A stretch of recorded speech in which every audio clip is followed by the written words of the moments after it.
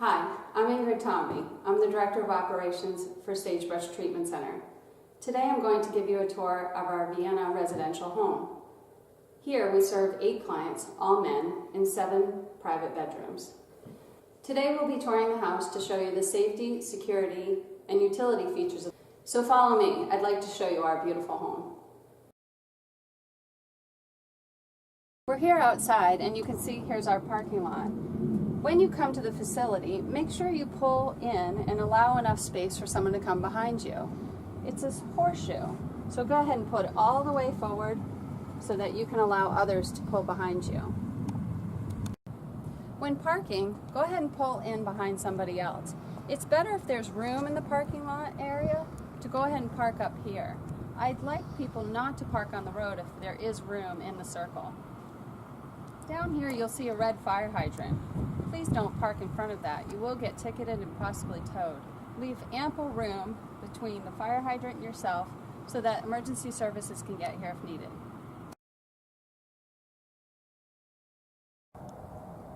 Located outside on the side of the house, you'll see 2 air handler units. These are for the 2 air conditioning units we have inside the home. It's good to keep this free and clear of the bushes so you can cut around here so ample flow gets through the system and cools the house. To the left we have our therapist's office, and it's important to keep the doors locked at all times.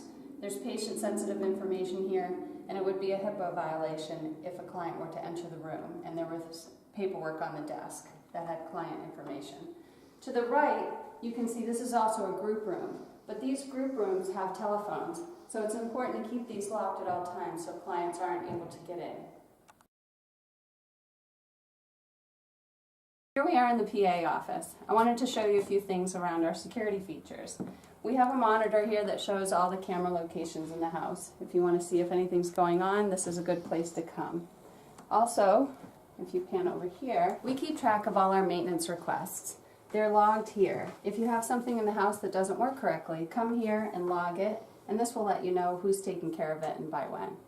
Also, you can find our emergency preparedness binder. We have emergency contacts, floor plans, and anything you need to know in the event of an emergency. If a client were to be allowed in here, you want to make sure you don't leave anything laying out that has other clients' information. You may want to turn something over like that so that it's secure and sensitive information isn't out to the open.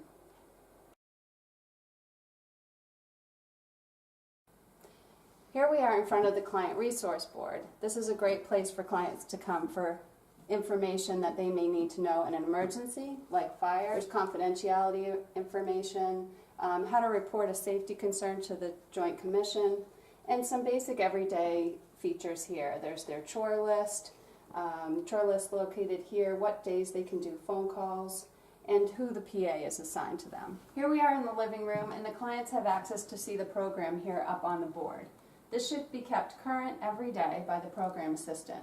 It allows the clients to know where they should be in programming, and if they have individual appointments, they're also listed here.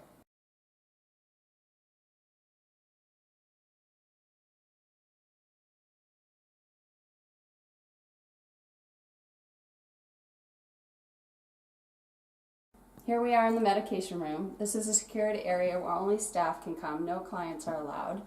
If you come in a little closer, I can show you. This is where our client charts are kept. And they also have their medication bins here. We do identification on the back side. You'll see date of birth, last 4 of the social security number to identify each client every time they take medication. If you come over here to the right, you can see our medication safes. We have controlled medication as well as discontinued meds. It requires a PIN code to access. In our medication management training, you'll get a lot more detail of training than I'm going to go over right now, but I just wanted to point out that in addition to prescription medications, we do keep supplements located here. Also to the left over to this section, you can see some teas that we do give. They're herbal.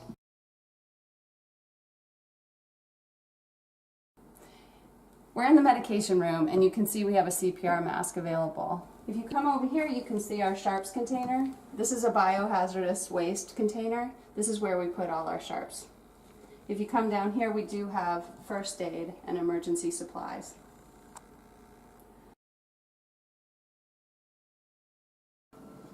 A few more of our safety features. You'll see floor plans located in different areas of the house. This gives emergency exits, also to where to find the fire extinguisher. Also, in the event of an emergency or loss of power, you'll see we have a flashlight. They're located in different areas of the house and they'll stay on. You can go ahead and pop this right out and you have a flashlight. Here we are in the kitchen. You can see the dishwasher here. You can listen closely because it's very quiet when it runs. The light on the front indicates it's on. If you pull it open, you can see that it's already running. If you want to start it again, if you've opened it, you do have to push the button and close it again. When loading the dishwasher, just go ahead and pull out the top shelf and make sure they're clean or dirty before loading it. You don't want to load dirty dishes in a clean dishwasher. Located in the kitchen, you'll find a fire extinguisher. Again, we have these tags on the front as an inspection. We do monthly inspections to make sure that the equipment is working and ready for use. There's two emergency panels located in the house, one at the front door and one located here in the kitchen. In an event of an emergency, you can contact emergency services by hitting the plus sign. And you can see there's a panic button here and an emergency service button here.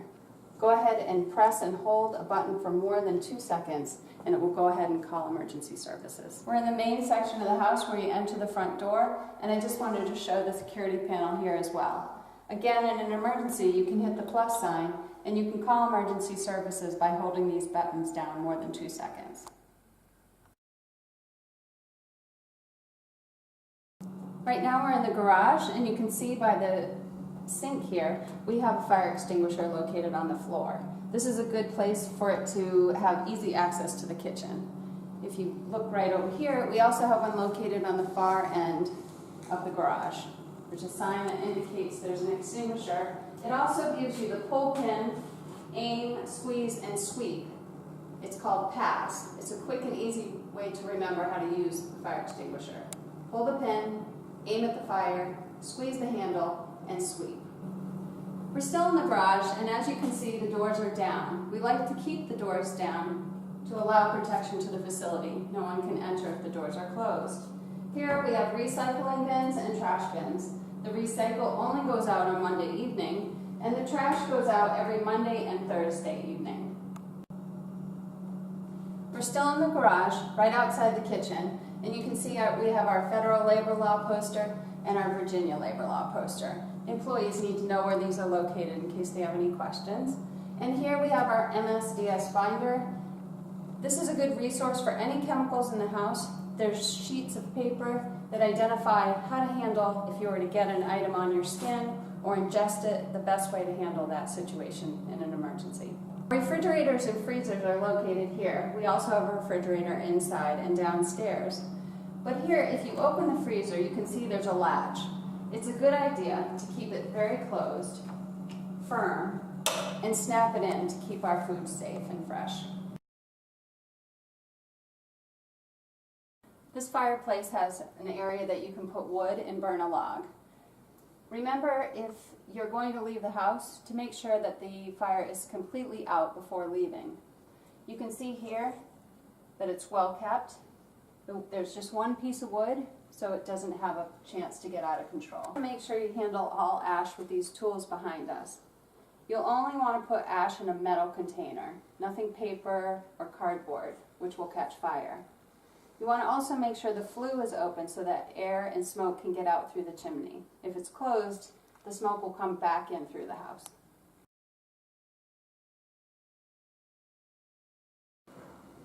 You can see in the kitchen area in a few places, over by the table there and located here, there's carbon monoxide detectors. If these were to go off, you'd hear a loud beep, and that would be an indication that you'd need to evacuate the facility. In the pantry, we do have a thermostat control. There's a key that you'd need to take off the box. This key is located in the PA office. It does say AC on it. The features of the thermostat are here.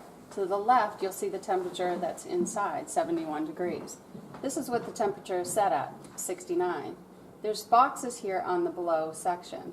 We don't run the schedule, but we just hold the temperature at a steady pace. So 69 is the hold temperature, and you can see right now the system is on heat. To change this, you will simply push the button. You have off, cool, or heat. If this were on cool, you can see it's set at 74. It will start cooling when it's 74. Right now it's 71, so it wouldn't need to cool. Don't set the cooling less than 72, or the system could freeze up. We're in the master suite. There's an air conditioning and heating unit here. The thermostat is accessible by taking off the box. You can see here, indicated 70 is what the room temperature is, and 70 is what it's set at. To change system from heat to cold, you'd press the button indicating off, heat, or cool. There's two units, one here and one in the pantry in the kitchen. Both need to match, both on heat or both on cool.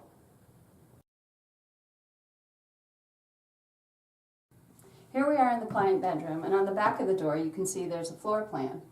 This also shows you where the emergency exits are. The primary exit out through this door and down the stairs through the front door, and also the window can be used for an emergency exit. There's also an indication where the fire extinguisher is. It's located right in the laundry room across from this bedroom. Here we are in the client's room. In order to operate the light overhead and the fan, you want to make sure the switches are on. And you come over here, and different fans in each room work a little bit differently, but if you pull this, you can see the light comes on. And this has different speeds. You just pull it each time you want to change the speed. To turn it off, you do the same thing.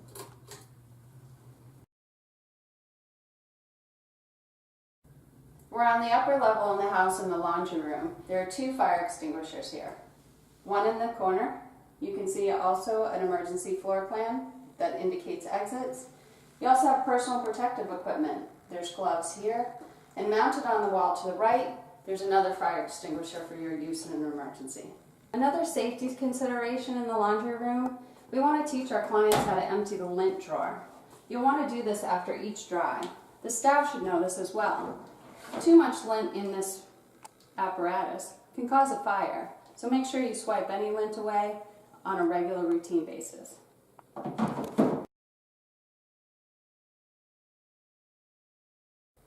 We're located in the hall here outside of Integrity. There's a pull string here, leads you to the attic. If you pull down, the stairs will drop down and you can enter upstairs. There's an air conditioning and heating unit upstairs. Careful, the stairs are secure, although you want a spotter just to make sure that you're safe. If there's an electrical appliance in the house that doesn't work, it's a good idea to come up here and see if this has been tripped. There's no light indicated here, so that means it's been tripped. If you go ahead and push the reset button, you'll see the green light comes on. Now you can check your appliance and see if it works. This is a good troubleshooting idea if something isn't working in the house. We're located at the bottom of the stairs, downstairs, and here's the sauna. The electricity for the sauna is located here, and they do leave it unplugged when they're not in use. To use it, you plug it in, and inside there's a control panel. It's located right here to the left-hand side. That turns on and off the sauna. Here we are next to the sauna. You can see there's another fire extinguisher here. Again, an indication on how to use the fire extinguisher. PASS is the acronym we use. Pull the pin, aim, squeeze, and sweep. Located right here at the bottom.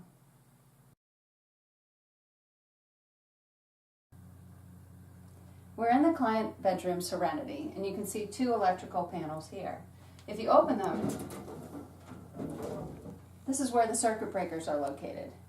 In order to see which area of the house is associated with which breaker, you'll read the description here and locate the number associated to it. You can see there's a little cheat sheet here that says massage room 26. So if the massage room power were to go off, you'd come here to 26 and see if the circuit breaker had tripped.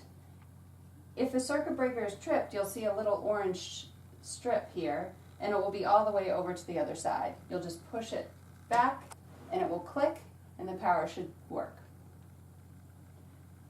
At the top you'll see there's a main switch here.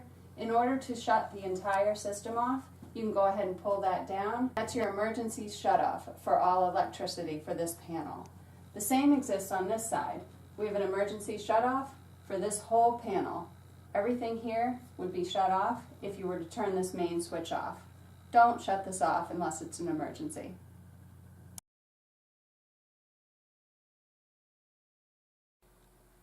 Here we are in the massage room. You can see there's a screen here protecting what's behind it. If you remove this, you can see we have some emergency shutoff valves here. The main water for the entire house is located here. There's a lever, just turn it to the side, shuts off the water. If you look above, you'll see the outside hose bib also has an emergency shutoff. In the winter we turn this off so it does not freeze. The outside hose bib that's associated with this is located outside the therapist's office window. We're still in the massage room. You can see there's a screen here as well. Behind it, this is our information system closet. You'll see Cox equipment here, which runs the telephones and our computer systems, and the security system as well. It's located here. Everything you need for the house as far as information systems is located here.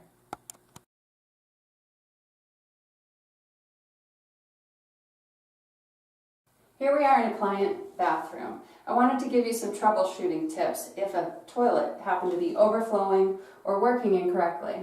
If a toilet were overflowing from the bowl, all the water were coming out around the rim, you could go ahead and shut the entire water off to the system. Down on the floor, there's a lever. You would want to go ahead and shut it righty-tighty, lefty-loosey, so right to close all the water off. This will stop the bowl from overflowing. If the bowl was just trickling, sometimes water just trickles and you can hear it running and it hasn't stopped, you'd go ahead and take this part off. Sometimes the handle needs just a little adjustment. Also, there's a little lever here. You can make a small adjustment so that the water is recognized. Okay? And this can tighten or loosen depending on whether it recognizes the level of the water.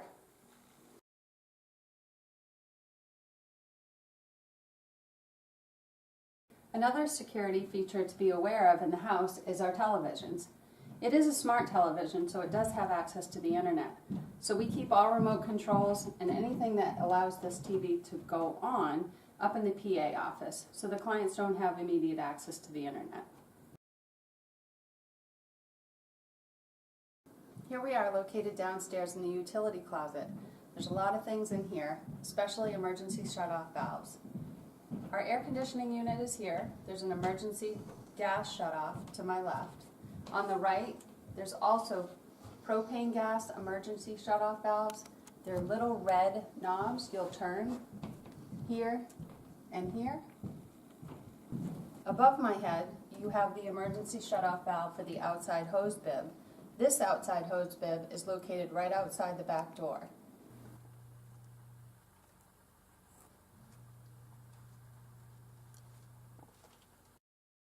The water heater also has an emergency shutoff valve located right here.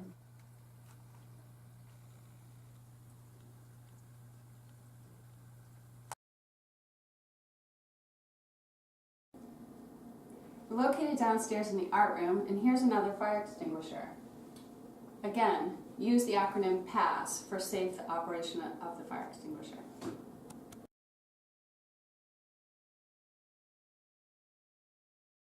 Right outside these doors is the designated smoking area. It's located on the lower level here on the platform of cement. We don't allow smoking anywhere inside the house. No smoking or vaping, only in the allowed area outside these doors. We're downstairs in the main group room. There's 2 exits here, although this one's blocked off. In order for us to exit safely, we'll want to keep this area clean and clear. You can see we've stacked these up to the side so they're out of the way, so you can easily exit here. In an emergency, you'd want to open and exit this way.